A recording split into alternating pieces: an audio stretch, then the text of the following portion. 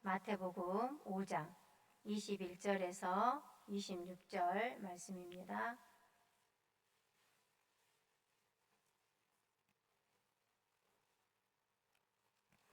함께 합독하시겠습니다.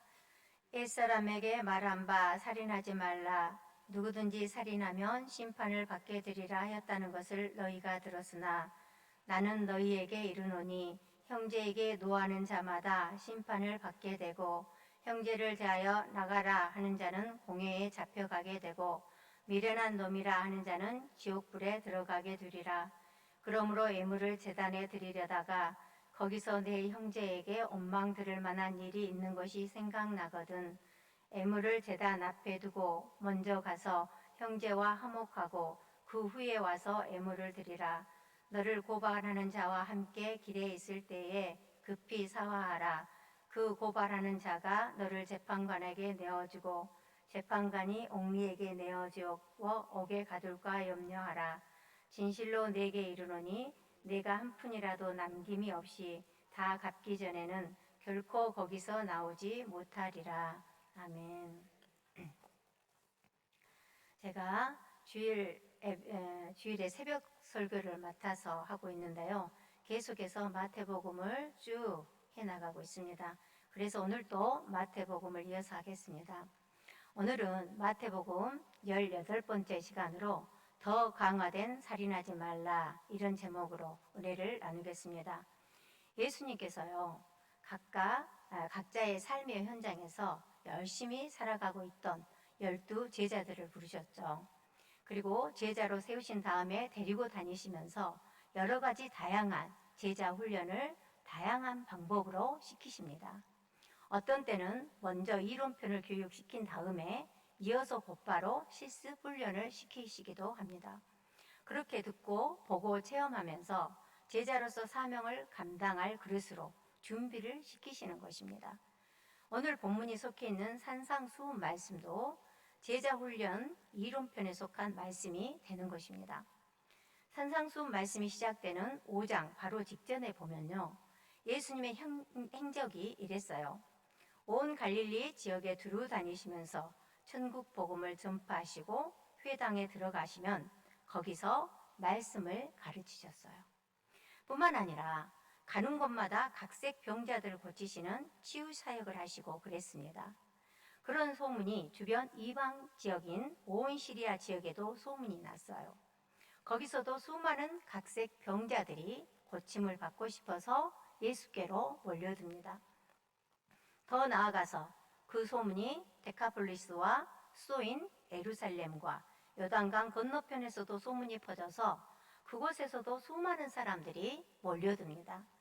예수님은 그런 수많은 무리들을 보신 후에 그 무리들을 지나서 산속으로 별도의 장소로 들어가십니다. 그렇게 산속으로 들어가신 예수님을 제자들도 당연히 모시고 함께 들어가죠. 그렇게 예수님 앞에선 12 제자들에게 주신 말씀이 바로 5장부터 7장까지 산상수훈 말씀인 것입니다. 물론 많은 무리들 중에서 따라와서 함께 들은 자들도 있기는 있었을 거예요. 거기서 예수님은요, 제자들에게 천국 복음 말씀으로 이론편 제자 교육을 시키신 거예요. 그 첫 주제는요, 너희들은 이제 천국 복음 중에 팔복의 주인공들이다. 이 팔복이 첫 주제였고요. 두 번째 주제는요, 팔복을 소유하고 팔복의 주인공들이 된 너희들은 그래서 이제 세상과 세상 사람들에게 빛과 소금과 같은 사람들이 되어 주어야 한다. 이 빛과 소금 주제가 두 번째 주제였어요. 세 번째 주제는요, 내가 율법을 폐하려 온 것이 아니라 도리어 율법을 완성시키려고 왔으니 유대교 종교 지도자들처럼 너희도 오해하지 말고 율법을 소홀히 여기지 말아야 한다. 이것이 세 번째 주제였어요. 그러시면서 제자들에게 이런 경계의 말씀을 주셨어요. 교만하게 자기 의를 앞세우고 위선적인 삶을 사는 그런 서기관들과 바리새인들의 자기 의를 경계하고 그들의 의보다 더 낫지 아니하면 결단코 천국에 들어가기 어렵다고 경계하시는 그런 말씀을 주셨어요. 그리고 나서 네 번째 주제로 주신 말씀이 바로 오늘 본문 말씀이 되는 것입니다. 네 번째 주제는 십계명에 관한 말씀인데 그 중에서 제6계명 살인하지 말라, 제7계명 간음하지 말라 두 계명에 관한 말씀을 주신 거예요. 그런데 예수님께서 왜 십계명을 네 번째 주제로 다루시면서 왜 십계명 중에 특별히 제6계명, 제7계명 이 두 계명만 다루시느냐 그 말입니다.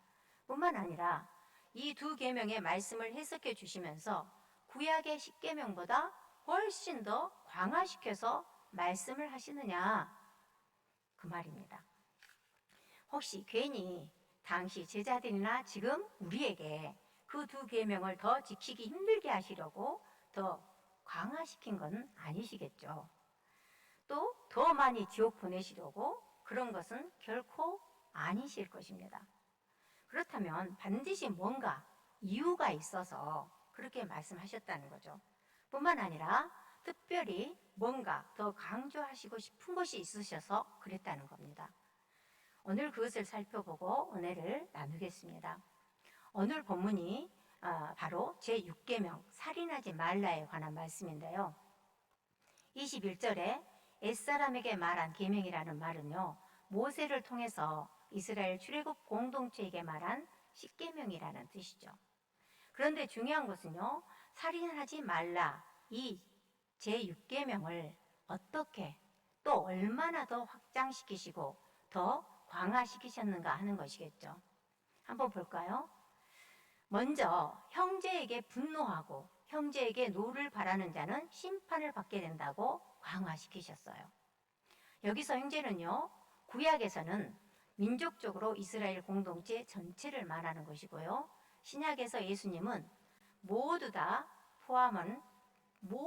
포함한 형제인 것입니다. 민족적 공동체뿐만 아니라 신앙 안에서 함께 신앙생활을 하는 믿음의 형제도 포함이 되고요. 실제 가족 중 형제도 다 포함이 된다고 보시면 되는 거예요. 또 그런 형제들에게 라카 하는 히브리식 우리 성경은 라가라 그렇게 해줬죠. 네, 히브리어는 흐라카예요. 근데 흐는 아주 소리가 거의 안 날 정도 라카 이렇게 하는 히브리식 욕을 하면 사내들인 공회에 잡혀가서 곤욕을 치르게 된다는 거죠. 라카 이렇게 멍청한 놈 이런 욕이에요. 또 형제에게 미련한 놈, 머리가 텅 빈 놈 이런 욕을 하면 지옥불에 들어가게 된다는 거예요. 여기서 공통점이 뭔가요? 다 비슷하죠.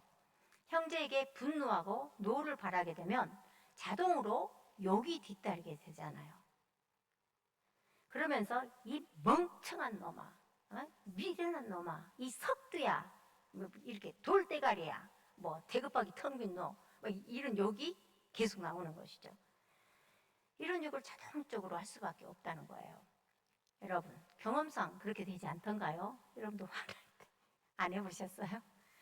혹시 경험이 없다면 주변에 싸움을 구경하다 보면 분명히 이런 욕을 쉽게 들을 수가 있어요. 우리나라는요, 욕설에 관한 한 다른 나라에 비해서 타의 추종을 불허해요. 욕이 얼마나 발달했는지 모릅니다. 듣기만 해도 민망한 별의별 욕들이 다 있어요. 설교 중에 굳이 예를 들 필요는 없겠죠. 요즘 젊은 세대들 욕문화도 상당히 우려가 됩니다. 하여튼 첫 번째 확장되고 강화된 것을 요약하자면요, 형제에게 분노하지 말라는 겁니다. 형제에게 분노하다 보면 욕설을 하게 되고 인격적인 모독을 하게 된다는 겁니다. 인격적인 모독이야말로 인격적인 살인이라는 거죠. 목숨만 빼앗는 것이 살인이 아니라 인격적인 모독으로 인격적 살인도 살인으로 간주하신다는 것으로 요약할 수가 있는 것입니다. 뉴스에 보면요, 인격적인 모독이 결국 살인사건으로 비화되는 것을 심심찮게 볼 수가 있잖아요. 또 반대로요, 인격적인 모독이나 언어폭력, 왕따 이런 것 때문에 자살하는 경우가 많이 나오잖아요. 그저께 뉴스에 해군에서 있었던 사건이 나왔는데요. 지금 진상조사를 하고 있대요. 코로나 시국인데 휴가를 한 달 동안이나 다녀왔다고 하면서 선임병들에 의해서 언어폭력과 왕따를 당한 병사가 결국 우울증이 와서 제대 후 그 문제로 자살을 했다는 겁니다. 그것도 아버지 병수발하느라 한 달 동안 휴가를 다녀왔는데 그랬다는 거죠. 실생활에서 이런 문제는요, 너무나 정말 비일비재한 것입니다. 욕설, 언어폭력, 인격 모독하는 말, 이런 것은 얼마든지 한 사람을 죽음으로 몰아갈 수가 있고요. 또 그런 것 때문에 우발적인 살인을 당할 수도 있는 것입니다. 그래서 예수님은요, 살인하지 말라는 계명을 그렇게 확대 강화시키신 거예요. 다음으로는요, 형제에게 원망 들을 만한 일이 기억나거든 성전 제단에 애물을 드리려다가도 그것보다 우선 그 형제에게 원망 들을 그 문제를 먼저 해소하고 먼저 화해하고 나서 애물을 드리라고 말씀하셨어요. 뭔가 크게 누군가를 원망하는 자는요, 자기가 원망할 만한 일을 한 그 누군가를 항상 저주하는 마음을 갖게 됩니다. 마음만 그런 것이 아니라 그 도가 지나치면요, 그가 무슨 사고를 당해서 어떻게 해서 팍 죽어버렸으면 하는 그런 마음을 갖게 되고 저주를 하게 되는 것입니다. 여인이 한을 품으면 온열에 뭐가 내려요? 서리가 내린다고 하잖아요. 어떤 한 사람이 누군가를 원망하게 되고 그것이 한이 돼서 쌓이게 되면요, 결국 온열에 서리가 내리게 되는 거죠.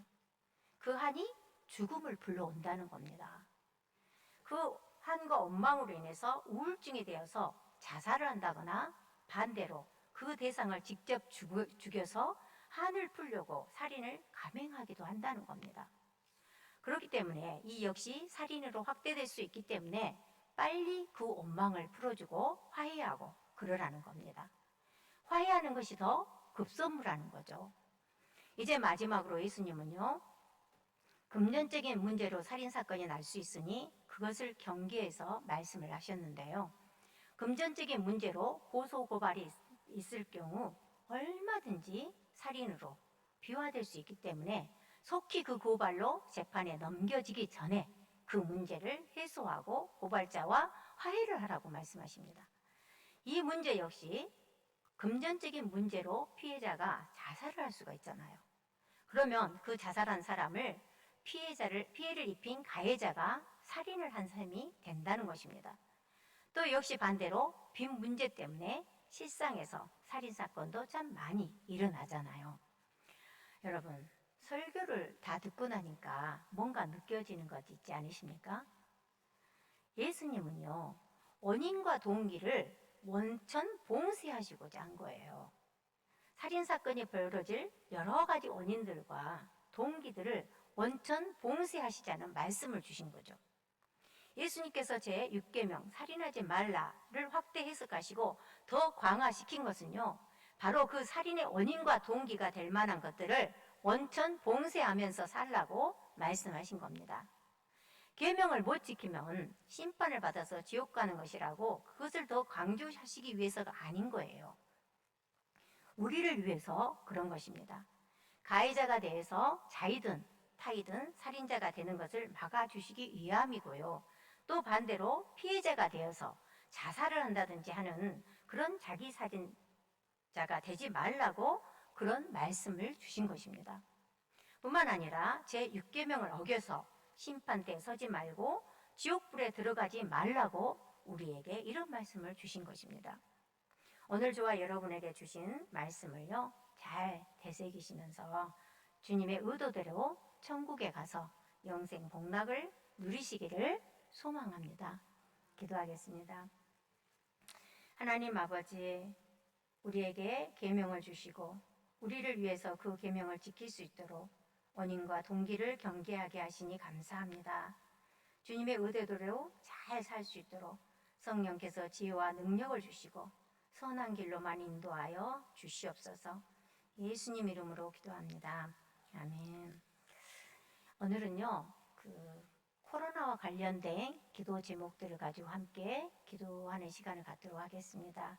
이제 코로나가 소멸되기는 어렵고요. 이제는 함께 가야 할 그런 상황이 되었습니다. 각종 변종들이 계속해서 출현하기 때문에 그렇다는 것이죠. 그럼에도 불구하고 온 인류가 코로나를 극복하고 승리할 수 있도록 위해서 기도하시고, 또 코로나 때문에 경제적으로 큰 손실과 타격을 입고 있는 사업장이나 사람들에게 속기 회복이 되고 정상화되어서 근심과 씨름이 이렇게 있게 될 수 있도록 그것을 위해서 기도하시고요. 마지막으로는 교회들이 코로나 때문에 예배 출석률이나 신앙이 많이 침체되었어요. 그래서 예배와 신앙이 속히 회복되도록 위해서 우리 함께 기도하시겠습니다. 하나님 아버지,